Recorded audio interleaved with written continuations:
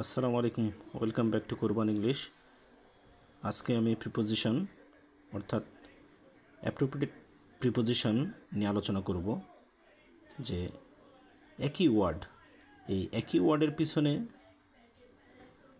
বিভিন্ন প্রিপোজিশনগুলো বসে ভিন্ন ভিন্ন অর্থ প্রকাশ করে, সেই বিষয় নিয়ে আমি আলোচনা করব। যেমন অ্যাপিল টু বা অ্যাপিল টু বা against, attend for, attend two মনোযোগ দেওয়া, অ্যাটেন্ডেন্ট গমন করা, অ্যাটেন্ড অন সেবা করা, অ্যাটেন্টিভ টু মনোযোগী, বিকজ অফ কারণ, বেনিফিশিয়াল টু উপকারী, ব্লাইন্ড অফ অন্ধ, ব্লাইন্ড টু দেখেও না দেখা, বর্ন ইন মানে জন্ম দেওয়া, বর্ন অফ মানে জাত, বর্ন টু মানে জন্ম নেওয়া, ব্রিং আউট বয়ে নিয়ে আসা, বাস্ট ইনটু কান্নায় ভেঙে পড়া, বাস্ট আউট হাসিতে ফেটে পড়া, বিজি ইন বা উইথ ব্যস্ত, ক্যাপাবল অফ সক্ষম, কেয়ার অফ যত্ন, কেয়ার ফর গ্রাহ্য করা, কেয়ারফুল অফ বা অ্যাবাউট যত্নশীল বা সতর্ক, কেয়ারলেস অফ বা অ্যাবাউট অসতর্ক, কজ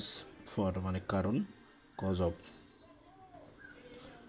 প্রিয় শিক্ষার্থী, ধন্যবাদ সকলকে। এইভাবে তোমরা এই প্রিপোজিশনগুলো যদি মুখস্থ করো তাহলে কিন্তু পরীক্ষাতে অবশ্যই ভালো করতে পারবে। ধন্যবাদ।